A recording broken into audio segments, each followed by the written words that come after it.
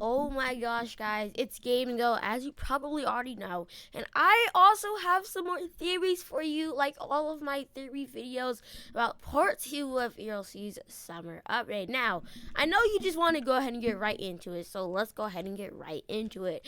I'm not sure if you've noticed this, but in part 1 of ELC's summer update, there was actually a little, like, underwater cave added into ELC, in which I noticed during one of my recordings in my recording crew link down below. Had to get that in there real quick.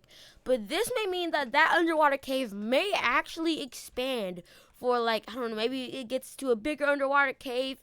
Maybe the scuba gear is actually maybe like a scuba diver job to where they just go into little underwater caves and just dive for gold or like treasures underwater, which I think is also a pretty decent idea. Like, it'd be a fun job just to get on your little suit, go under the underwater cave or whatever the heck you'd call it, and just to see what's down there, because I've also been doing a few like scuba diving stuff in my videos, and I think it also makes sense. Like, it's not that hard since we already have like scuba gear on the fire department team.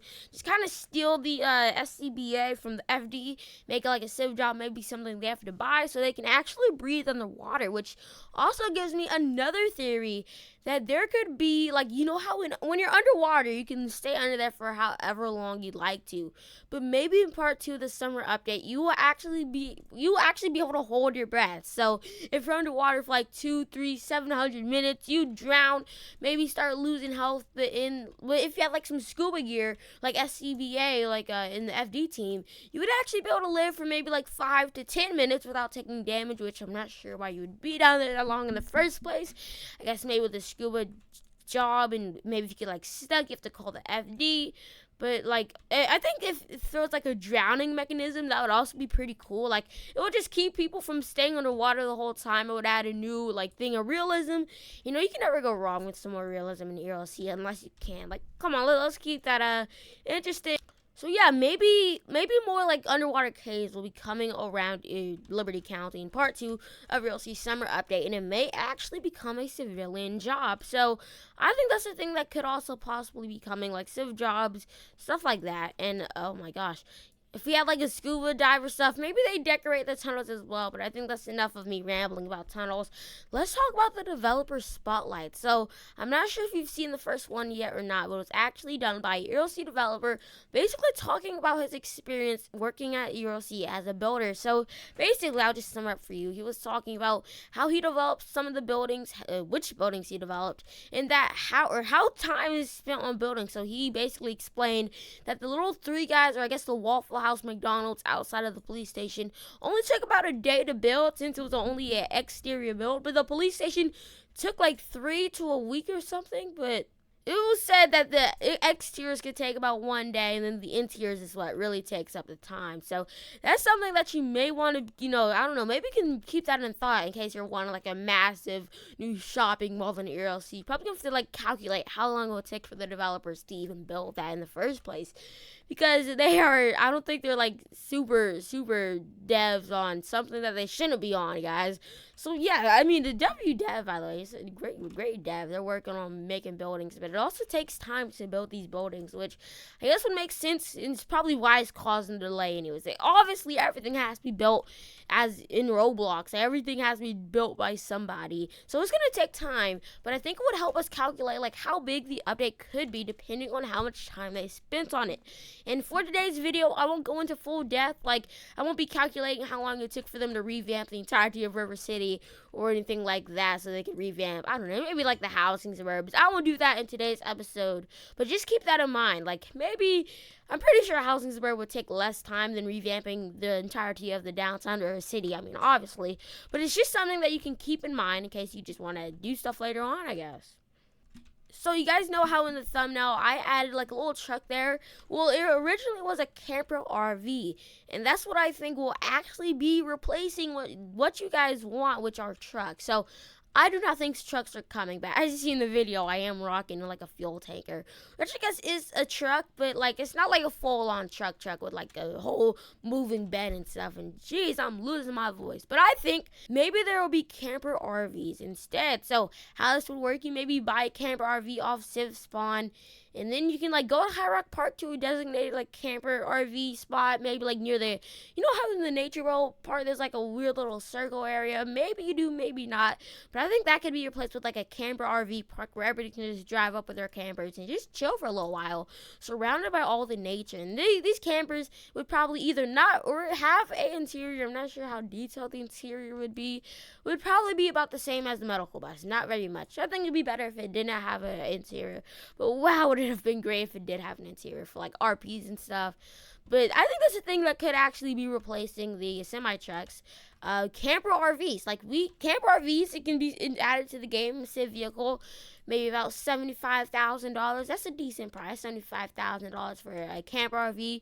You can drive into High Rock Park, which would be pretty cool. And I think that's basically my idea for camper RVs, replacing semi-trucks, because semi-trucks, guys, I have really low hopes for semi-trucks coming to ELC. But you know what, ELC, go ahead and prove me wrong with the semi-trucks. Add semi-trucks to just completely prove me wrong. I mean, if you like.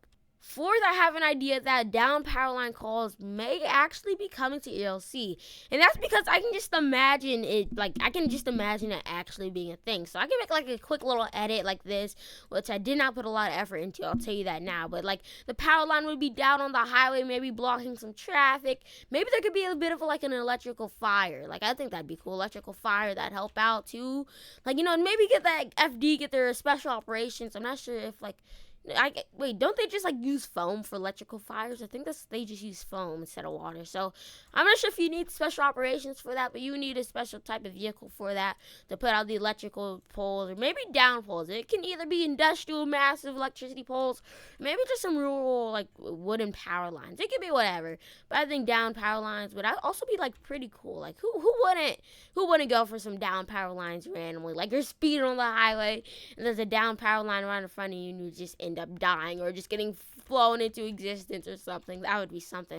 Now, my last thing I'm going to talk about is a dealership robbery. Guys, do you remember when the dealership was actually added? Like, so many years ago, and there was just nothing else done with it, apart from, like, the little update to where you can actually spawn vehicles in there, which I'm pretty sure nobody actually spawns any vehicles in there, but, I mean, you do you. I mean, I normally just use the, terminals at the civ spawn, but maybe there is a few people that actually use a dealership for some sort of realism, maybe. Whatever you can roll with, right? But something that would make the dealership like way more popular and also add another robbery into ELC would be dealership robberies. Okay, so hear me out of how this would work. Basically, you would you would be in game, or you'd be in a game. You'd try to find some keys, maybe find some random keys. You steal the keys from the office. You can act like there's a security system, like motion detectors around the dealership. So you have to break inside the dealership. You have to find some of the keys, maybe tucked away in an office safe, in which you have to break into. And then once you have broken into the safe, you have like some car keys. You can choose which car you want to steal. And depending on which car, actually it probably wouldn't be depending on the car. Depending on what type of you can take any car you want and you would get a small commission for it. So let's say you take any sort of car, let's say the Impala, just for example, because no cars would be more expensive than the other.